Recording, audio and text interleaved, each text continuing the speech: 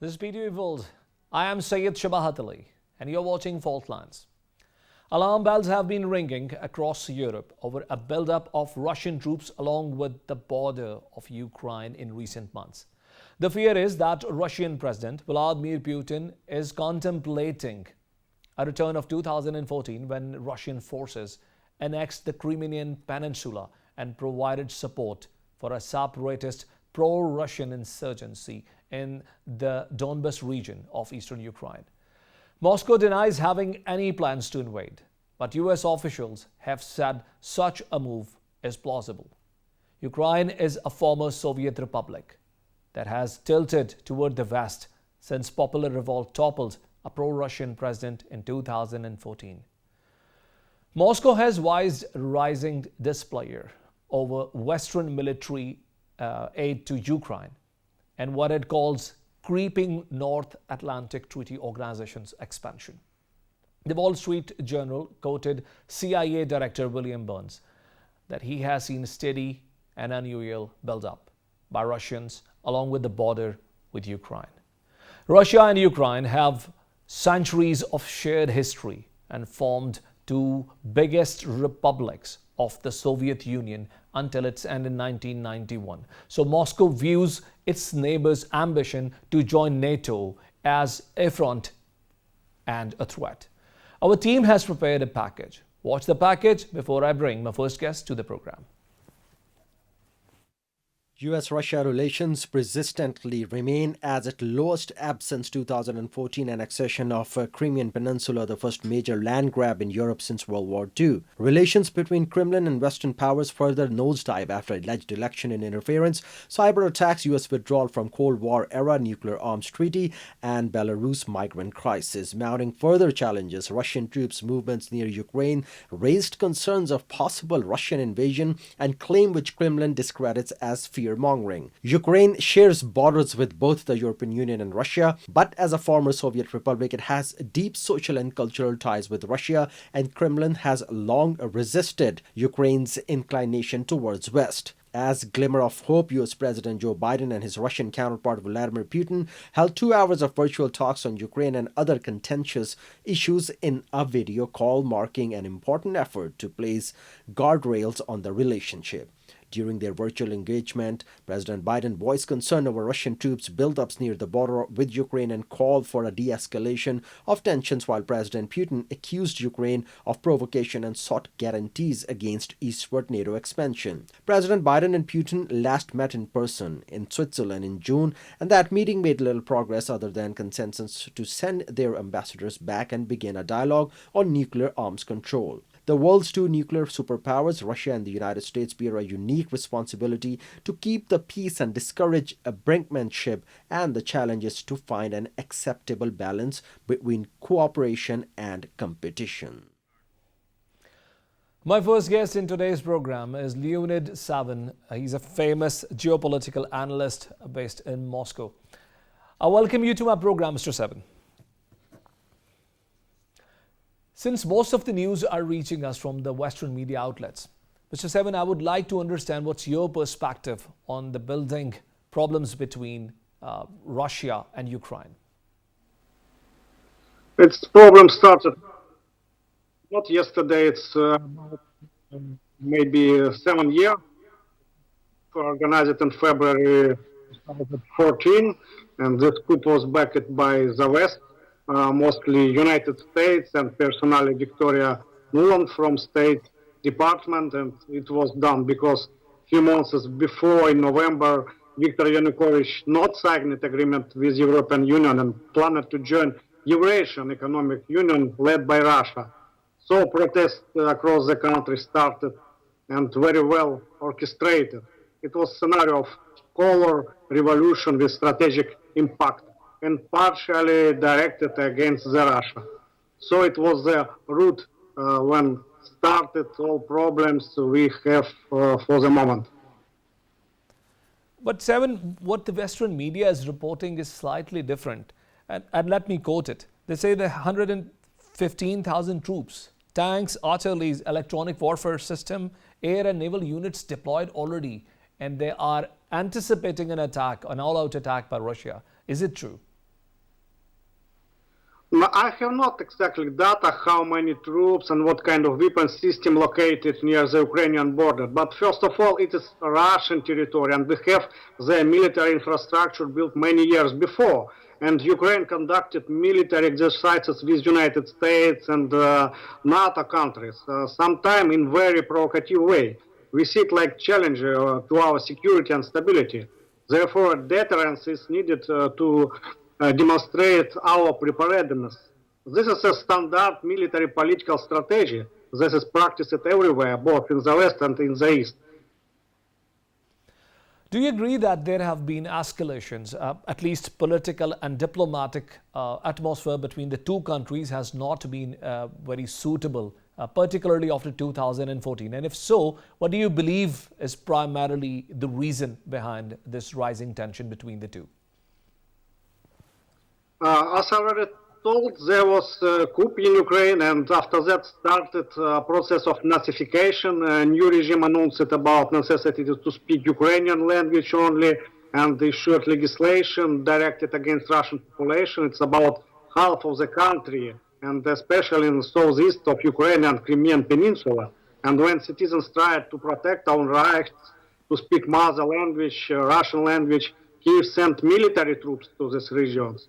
It was a very serious mistake by new regime because it led to intercommunal violence.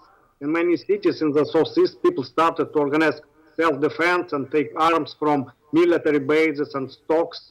And most of police, military and security apparatus in this region supported people's efforts. Also many volunteers from Russia and some other countries in Europe and even from Latin America came to Donbass to support new militia corps. And official Kiev not started negotiation process, but sent more troops. Many civilians were killed, including children, and the reconciliation process has become impossible. Russia started propose with Minsk agreement, but till now Ukraine not follow Minsk agreement, so it's also the problem. So Ukraine not going to diplomatic efforts. But President Volodymyr Zelensky has also said that Russia is backing some guerrilla factions within Ukraine. This is a very serious allegation. How far it is true? Mr. Zelensky recently also told that he is rejecting process to freeze conflict in Donbass itself. And also we can to check what happened this week in this area. For example, in Donbass People's Republic, 6th of December, we have 2 mortars fired. 7th of December, 2 grenades fired. And 8th of December, Ukrainian troops launched 23 propellant grenades. All requests for compliance with the ceasefire were ignored. In Lugansk People Republic, there was not any fire incident during this week, but the presence of 17 howitzers outside of the dislocation place was recorded, and the electronic signals of the surveillance drone of Organization of Security Cooperation in Europe oppressed by Ukrainian side. So these facts confirmed by officials, and Russia also cannot to ignore it. So Mr. Zelensky just to continue to the same process like Mr. Poroshenko, war with Donbass people.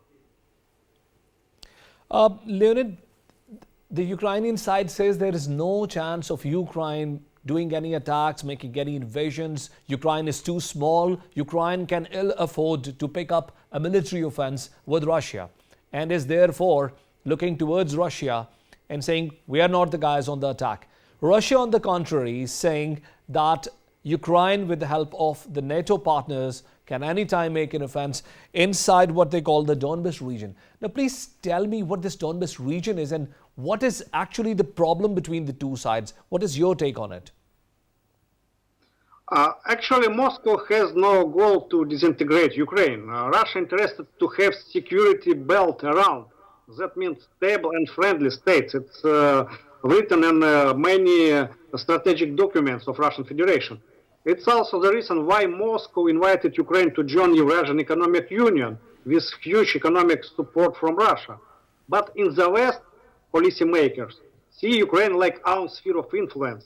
It was marked in a great chessboard book of Zbigniew Brzezinski. And till now, Washington follows this idea fix to engage Ukraine into North Atlantic Treaty Organization and to use against Russia. And because of global influence of this Western media, producing fake stories about Russian preparations for aggression and something like that. For example, from New York Times, we see this fake map about Russian plans of war against Ukraine. So the most users see this situation through distorted lenses. Leonid, we recently, just in the recent past, we saw a serious escalation between Belarus and European Union. I mean, on the front was Poland, but then there was entire European Union holding Belarus responsible for what was called the migrants crisis.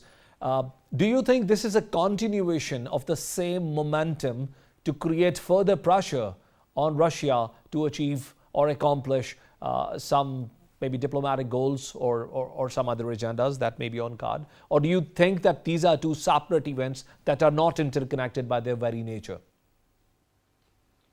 No, it's not interconnected. First of all, European Union and the West not recognize that last election in Belarus, it was start this conflict between the West and Belarus. And of course, Mr. Lukashenko moved to Russia for support.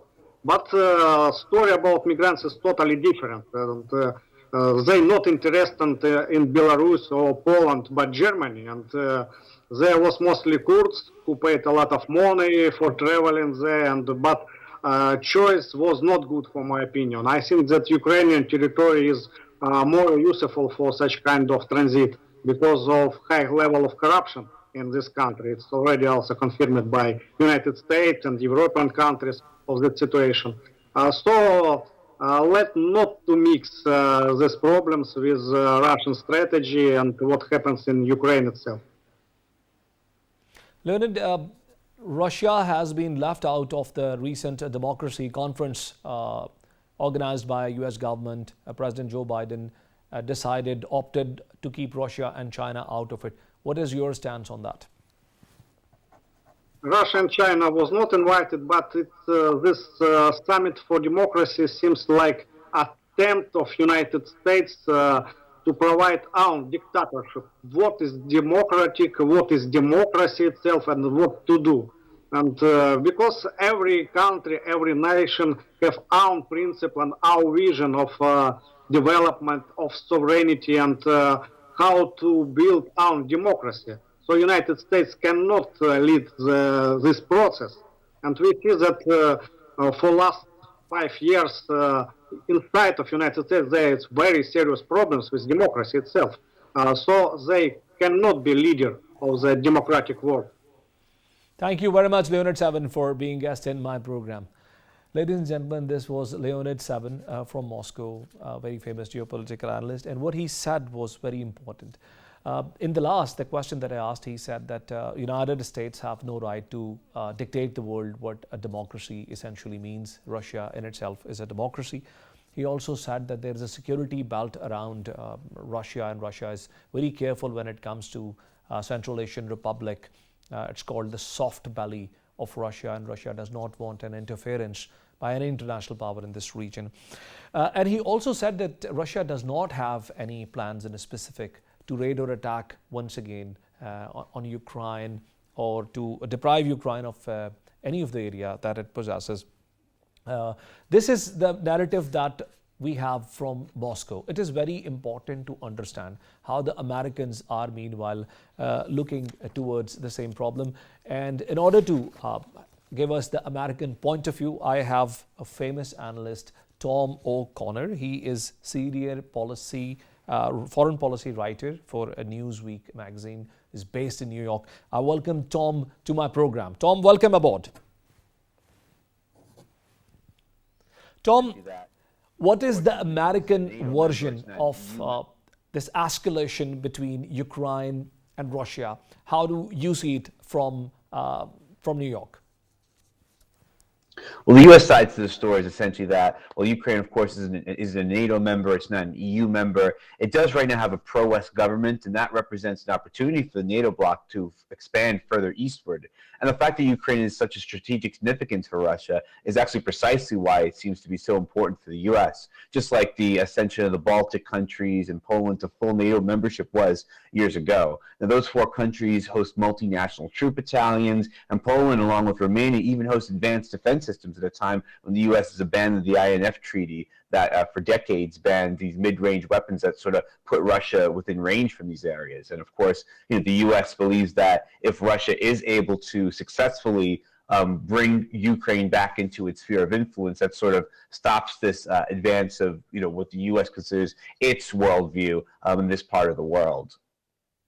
Tom, you recently wrote an article in Newsweek wherein you mentioned that President Biden has a bifocal strategy when it comes to China and Russia, at a time opening two fronts with both these countries, while his policies in the United States are not very popular at the moment. How do you comment on that? I think the U.S. focus is certainly diluted right now. In some ways, I'd even say it's actually a three-front crisis because of the very turbulent domestic situation. The president has been subject to nonstop attacks from the right, and even the Democrats appear to be fragmenting at times. I think it's very unstable in many ways. So I think to say that the U.S. is truly focused right now doesn't really appreciate the severity that the administration is facing right now in various ways. And when it comes to the actual two-front issue abroad, as far as Ukraine and Taiwan, I think what we've seen so far in either issue is not really a major escalation yet. I mean, that could still happen, but it's not there yet. And the idea for Russia and China is not necessarily to provoke the U.S. into action. I think all parties still at this point definitely want to avoid any sort of, kinetic conflagration. But I think that to test the U.S. and hopefully in their minds come out with incremental victories is sort of where the Chinese president, the Russian president are right now as far as their strategy. And this comes, of course, at a time when the U.S. wants to avoid a larger conflict in either theater, not just because of the situation in Afghanistan, really. I think that, obviously there is that element of fatigue there, but just because, it's strategically very difficult to imagine a scenario where that would work out well for the U.S. or anyone, really. Tom, if United States is not convinced of going for an all-out war, if United States is not looking to destabilize the peace of the world, why United States is interfering in the immediate neighborhood of both these powers? And by that I mean in countries like Ukraine and like Taiwan. Why is it interfering in the regions that do not pose direct threats to the United States in herself? Question really is that in this era that the U.S. defines as an era of great power competition, is it worth it to set these red lines so far away in areas that we're not really willing to defend at the end of the day? And we haven't come out and said we're going to defend them. We're not willing to put troops on the ground. And if we did put troops on the ground, it could spark an even more serious war with global consequences, that same all-out war that the U.S. obviously wants to avoid. So, of course, the U.S. feels that Ukraine and Taiwan present these sort of strategic and ideological bases at the doorstep of top competitors. So, of course, doesn't want to give it up. That makes perfect sense that the U.S. wants to hold on to this. But, going back to that question, how far is the U.S. willing to go to stop Russia and China there? And how far are Russia and China willing to go to achieve their own goals? I mean, these are core questions. And I don't want to conflate Ukraine and Taiwan completely. Obviously, very different histories, very different circumstances. There's major differences there. But in the U.S. perspective, if the U.S. isn't really willing to come out and say we're going to defend these places, and Russia and China have sort of set their transparent goals there, then the U.S. is kind of on the back foot here. And I think it's difficult to sort of defend those positions. But we do, of course, have allies across the globe. We already have bases out there. So this is, I think this is going to be a core issue, and the U.S. will have to come to terms with this. Tom, I agree with you to a great extent, but this has gone literally very far. I mean, in the recent democracy conference, not inviting China and inviting Taiwan, that is not even a country by the very definition set by the United States, in itself is not something justifiable. How do you see this? Well, I think there was probably no question that China wasn't going to get an invite to the Summit for Democracy, just based on probably the whole reason there is a Summit for Democracy is just sort of going on this theme of authoritarianism versus democracy, and clearly, China is the poster boy for what the U.S. Is fighting against in its own ideology. But when it comes to Taiwan, I think that there's a lot of talk about the status quo in the U.S. As sort of lingo, and Taiwan is one issue where even if China, of course, says the status quo is unacceptable and it's rearing up and it's always saying that it will take Taiwan, the U.S. is obviously really the one changing the status quo here by upgrading relations sort of informally, elevating Taiwan's role in international fora. And I think the U.S. bet is that Taiwan is sort of a double-edged sword for China. Either China softens up or the U.S. can provoke China so much that on its most sensitive issue that China latches out more and more, and then its international reputation suffers. And of course, that seems to be the path that the U.S. and China are traveling down more so. With that being said, of course, if China does move in, then the gloves are off. They're there, they take Taiwan, and it's up to the U.S. Then either the U.S. is sending troops to try to take an island thousands of miles away, or the U.S. is probably sending troops to other islands and allies to sort of just shore up the defenses. And then, of course, the idea is that, China will have suffered its reputation because it went in, guns blazing. But then it should be clear that all along Taiwan was really just sort of a pawn in this geopolitical game. Thank you very much, Tom, for being guest in my program. It was such a pleasure to have you. Ladies and gentlemen, we'll take a break and we'll join back with the next segment of the program. Stay with us.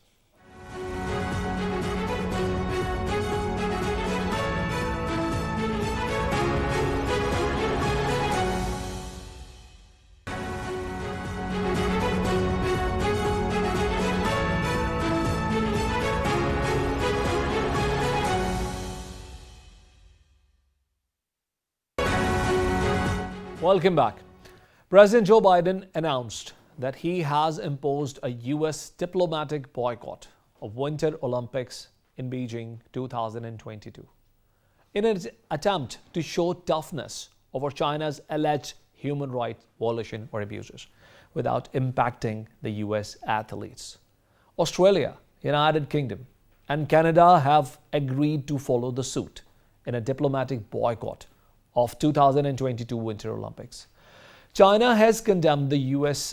announcement and threatened to retaliate without giving further details. U.S. is once again using allegations of genocide and human rights violation in Xinjiang province of China.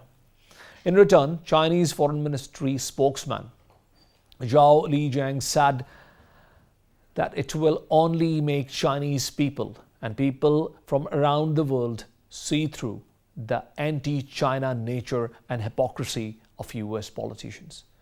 Meanwhile, the U.S. held Democracy Summit on 9th and 10th December has also made headlines in the global media this week.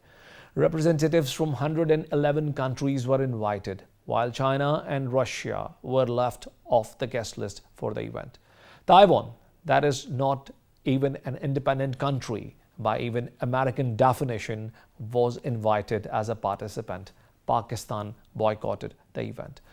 Our team has prepared a package. Watch the package before we bring our guest to the program. As the world grapples with strenuous challenges such as COVID-19 economic meltdown, conflict, and hunger, the resurgence of great power competition exhibits dangerous dynamics in international politics. Underscoring escalation of U.S.-China competition, the United States has announced a diplomatic boycott of the upcoming Winter Olympics in Beijing over alleged China's rights abuses, a move viewed in China as an attempt to create momentum for its upcoming Democracy Summit. Chinese Foreign Ministry spokesperson Zhao Lijian noted that political manipulation is harmful to the spirit of the Olympic Charter. A blatant political provocation is also serious affront to the 1.4 billion Chinese people. Joe Biden's two-day summit for democracy, attended by over 100 countries, is latest effort at coalition building against threats to what he calls the international rules-based order. In the opening remarks for his virtual first ever summit for democracy, Biden reiterated that global freedoms are under threat from autocrats seeking to expand power, export influence, and justify repression. China is neither invited to the event nor listed on its agenda, but its focus on individual and collective commitments, reforms, and initiatives to defend democracy and human rights at home and abroad will likely produce new fault lines. Indicating pushback against Biden's narrative about democracy, China held a similarly themed international forum on democracy as the State Council issued a white paper called China Democracy That Works, which described how China had developed its model of democracy.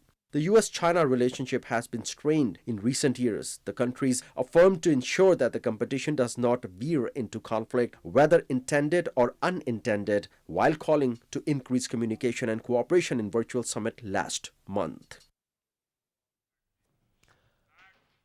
We'll continue the discussion after the break. Stay with us.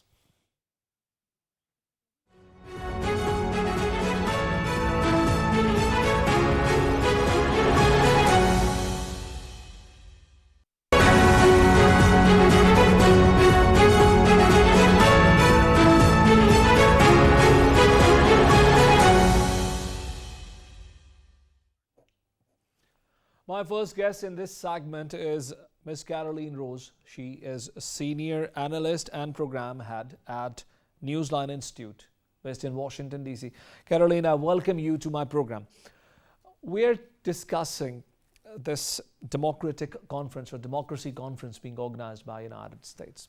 Now, according to a recent publication by Foreign Policy Journal, United States in itself is on a decline on the democratic index.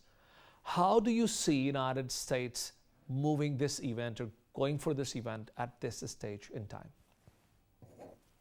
I think that this certainly is a sign of strength for the U.S. administration in that it is trying to uphold democratic values, also freedom of expression, while of course trying to promote democracy and celebrate democracy abroad. Certainly the United States, among a number of other countries, they have their challenges, but the fact that they are having dialogue about some of these issues, I think is a sign of strength and is certainly a value of this administration as it looks to uphold freedom of expression, also democratic values, freedom of worship, and then other very important morals-based foreign policy items. But Ms. Rose, in absence of a coherent or a long-term plan for improving the state of democracy in the world, doesn't this event actually look like more a showcase event instead of being something of a strategic essence? The summit certainly holds significance for this administration. While this administration certainly is still trying to identify new foreign policy items, this has been one of the number one objectives for the Biden administration. It's significant because even on the campaign trail, the Biden administration put a democracy summit forward, and this morals-based foreign policy platform is a defining part of the Biden administration.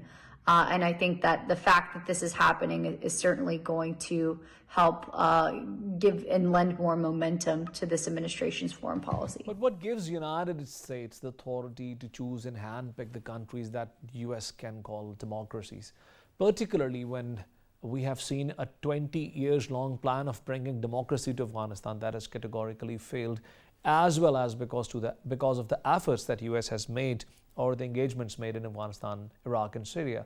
Many people have been killed. So why United States will be dictating who is a democracy and who's not? In terms of the United States and democracy promotion, I mean, certainly this isn't an opportunity for the United States to lecture other countries, but rather to gather other countries together and promote these democratic values, have a discussion, have dialogue about that, talk about how countries can enact democratic reforms. And this also includes the United States. Certainly the memory from Afghanistan will be a defining feature of this, but I don't think the Biden administration is trying to pretend, and try and emulate other administrations that have tried to impose different governmental systems upon other countries. I think that this administration is going to take many lessons learned from Afghanistan, and then also, of course, encourage countries and other states that are engaged in Afghanistan to uphold some of these democratic values, to protect what was essentially stood up and established in Afghanistan. Ms. Rose, we are also seeing that United States have boycotted Beijing Olympics of 2022 to the extent of diplomatic participation. It certainly is not going towards the athletes. The American athletes are going to take part in this event. How significant is this boycott, or what does exactly United States achieve out of it? Regarding the boycott with China and this diplomatic boycott on the Chinese-hosted Beijing Olympics, this is incredibly important because it is diplomatically icing out China, while of course allowing the U.S. team to participate in the Winter Olympics, which is incredibly important. And the White House stated that it was supporting its team. It's not necessarily a contradictory policy. They will still, of course, lend the U.S. team its full support. It just will not send any officials to Beijing on the grounds that, essentially China is sponsoring a genocide against its Uyghur community in Xinjiang province. And I think this administration has been incredibly clear on this, and this perhaps is the most definitive policy thus far on the Uyghur genocide. And so the United States, by doing this, certainly is making a stand. And I think that it will certainly affect relations with China going forward, especially in the next few months around the Olympics. Ms. Rose, even for the best supporters or very optimistic supporters of US foreign policy, sometimes it gets entirely confusing or completely confusing to support US's stance. And one recent example is Taiwan. According to a statement by President Joe Biden, he said that he does not support, or he has never said that Taiwan is an independent country. But still, Taiwan has been extended an invitation to the Democratic Summit. And China, that is a practical democracy, has not been invited. Is it not an extremely confused policy by the United States when it comes to defining democracy? The inclusion of Taiwan is incredibly important, as well as, I think, amidst increased tensions with China. This is certainly also, taking a stand in, the inclusion of Taiwan, and the fact that Taiwan is annually ranked as some of the, one of the top democracies in the international system. I think that this is acknowledging that. And then also, of course, acknowledging, that Taiwan has a right to be at the table. Although, of course, its status vis-a-vis China, that is to be debated. The United States certainly does not want to get too entrenched within that debate. But even on a regional level, Taiwan, of course, upholds many of these democratic values and should have a seat at the table. And certainly this administration thinks so with its inclusion of Taiwan. And so I think that will also be incredibly important. But certainly this is not a status on, whether, on Taiwan's status as, a state or, an appendage of China. I think that this is more of a statement that Taiwan has these values, they execute these values in everyday governance, and they should be a model and should have a seat at the table in many of these dialogues about how to respect human rights, how to respect freedom of worship, how to respect freedom of expression. And so I think that this is incredibly important to the United States to have them at the table. Thank you very much, Ms. Caroline Rose, for being a participant in my program. Ladies and gentlemen, this was Ms. Caroline Rose from Washington, D.C. In the end, what she said was very important. I would like to repeat or rephrase what she just said. And that is that the United States completely understand that Taiwan is not an independent country, but the inclusion in the summit was very important to give a message to the entire world, and particularly China, what the human rights violation means. But in itself, this shows a contradiction in the statement and action of the United States, which is not only giving confusion to its policy toward this region, but also making it more open that United States policy for now is to unplease China as much as possible. Now, let us understand from a point of view of a professor who's been teaching about the Chinese policy in the subcontinent, particularly. My next guest is Professor Mohammad Shoaib. He is a security analyst based in Islamabad. And Dr. Shoaib, I welcome you to my program. Thank you, sir. Thank you for having me. Dr. Shoaib, we are discussing the non-inclusion of China and the inclusion of Taiwan in the democratic summit for which the invitations were extended by United States President. How do you see this development, and what are your concerns with the inclusion of Taiwan in the summit? So first of all, we have to be clear about what about. For example, when we look at this summit, this is not only for states, but this is also for non-state actors. So other than states, we will see some organizations being part of this summit. And United States does not treat Taiwan as an independent state or a country. So United States still abides by the Shanghai Communique of 1982 and the two preceding it. So Taiwan would be a member not as a state, but just as an observer. On the other hand, the Chinese do claim they are a democratic state, but the Americans do not really accept the Chinese version of democracy as a true democracy. So not inviting the Chinese makes some sense as well, because this is going to be a great power competition, and when it is against China, and some of the effort is already directed against the Chinese, so you are not going to invite the Chinese for such a summit, which is in a sense against the Chinese. But Dr. Shoaib, with the recent statement by President Xi Jinping, wherein he said that all efforts will be made to reunite China, there will only be one China in the world, not two Chinas. Is it not very clear that China has a very strict policy when it comes to Taiwan, and this inclusion and delisting of China from the event gives very strong bad signals to China, and it jeopardizes the relationship between the two countries? Do you agree with that?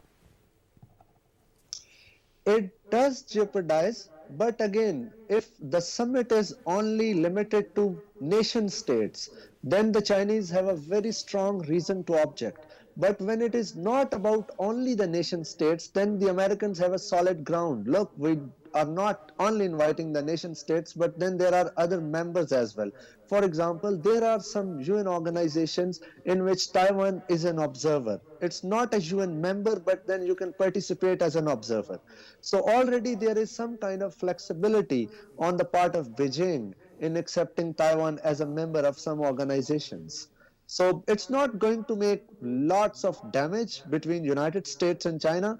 That, on the other hand, we should understand that the damage between the two countries is already there. And this summit particularly will not really be a triggering event for anything. Dr. Shoaib, you're right to a great extent, but then it also, the response that you have given also gave birth to another question. And that is perhaps something more pertinent. For last 10 years, maybe after 2010 onward, maybe 11 years, China's United States' stress on the violation of human rights inside China is increasing. The power of the propaganda, the focus of their foreign policy is increasing. And meanwhile, we do not see the American military or the Pentagon, to say at large, ready to take up China's bull by the horns. Is it a diplomatic escalation to unplease China to gain some specific results, or do you see a symmetry of these events to achieve some specific diplomatic objectives when it comes to the relationship between US and China? If we look back in recent history, for example, after the events in Tiananmen Square in 1989, the human rights were very important to the Americans, and for like next 12 years, almost to 2001, the Americans were more or less talking about the human rights, but the human rights became a second-tier priority just in the war of terror. But when we see the war on terror is over, the human rights have erupted again. This is just one aspect, and this aspect tells us that human rights have been there or part of the American consideration for almost 3 decades. But on the other hand, whenever there is an ideological rivalry, if we see it as a rivalry between United States and China, first of all, you have to delegitimize the other side's system.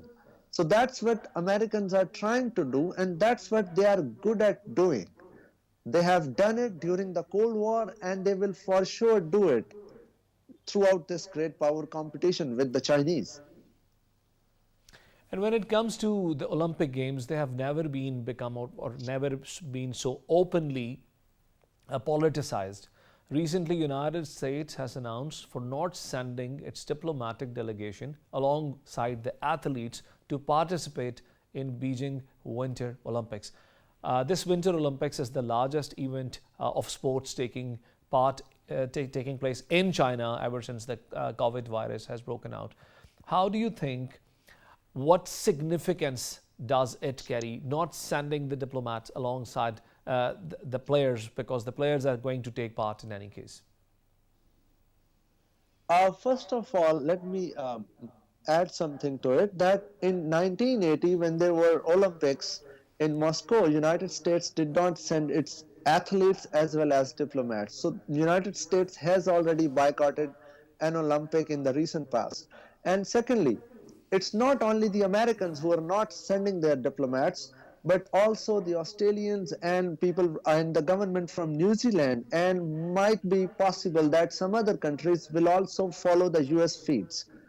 Uh, and third, some of the countries will take refuge behind COVID. They will say we are not sending our diplomats and officials just because there is COVID, and the Americans have their own reason. They are not sending it for example, the human rights issues. But then the same happened during the Beijing Olympics as well, when President Bush wanted to go to attend the inaugural ceremony in Beijing in 2008, and there were some voices even among the Republicans who were saying he should not go over there. And in the same year, even they've invited Dalai Lama for a presidential medal. So this is part of American politics. We shouldn't be really bothering it a lot. Lastly, Dr. Shoaib, how do you see Pakistan's boycott to participate in the conference? It's very important that only 4 Asian countries were invited, and Pakistan was one of these countries, and Pakistan decided not to take participation in this conference. What's your take on it? My take will be like Pakistan should have somehow participated in it. It could have sent some officials or some second tier officials, but already we do not have very good relationship with the Americans, and this will not go very well with the Americans.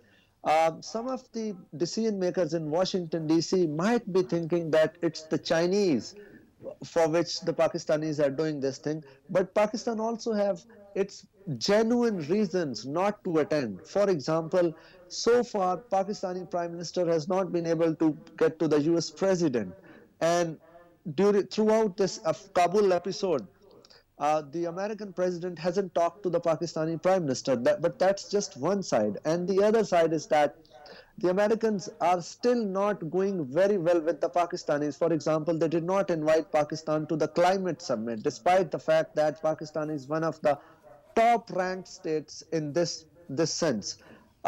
And then also, Pakistan sees it as part of a process directed against the Chinese and the Russians. So of course, you would, as a friend, you would never want to be part of an arrangement that is directed against your friend, and that makes sense here in Pakistan. But what happens with Pakistan-United States relations, I think there will be some blowback. Thank you very much, Dr. Shoaib, for being a guest in my program. It was such a pleasure. Ladies and gentlemen, the great game between China and the United States continues. There are changes coming to this region every now and then. According to an American philosopher, he said, and I quote her, "The old world is dying. The new world is struggling to born. We are living in the times of the monsters." We'll join you next week with another program. And until then, Allah Hafiz.